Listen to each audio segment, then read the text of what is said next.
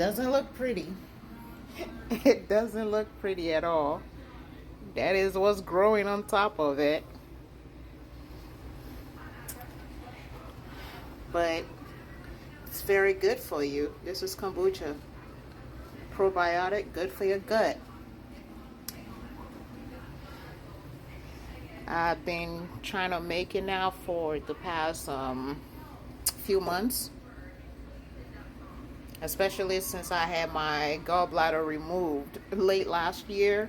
So I've been trying to find things that will improve my gut, health. So find out, probiotic is the best to help. And I'm like, let me make some. So I even make kimchi, but I haven't perfected that yet. I'm gonna try to make another one maybe this weekend coming up. But the SCOBY that's developing on top, that's just for the past, today's the 19th, and I put this together on the 16th. And it's quickly developing because of all the old SCOBYs that I have already in there. So what I do is save like a bottle of, like some from this one. I'll save it and just put it in the fridge if I'm not making a new one immediately.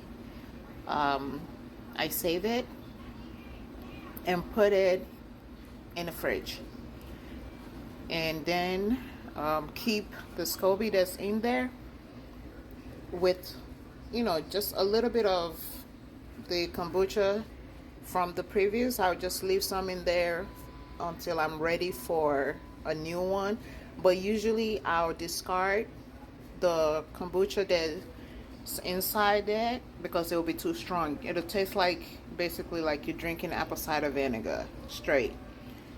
The longer you keep it in, the more acidic it becomes. So I'll get rid of that and use the SCOBY with the kombucha that I put in the fridge, and I'll make a whole new one.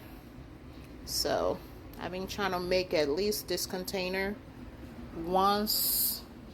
try to make at least once a week. And I always try to make sure I have some in the fridge.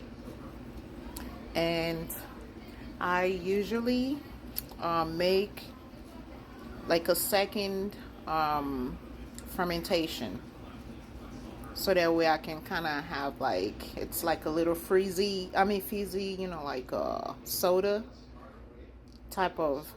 Let's see. So this is what's left of the last one that I got. This is a 64-ounce container. So that one I made from the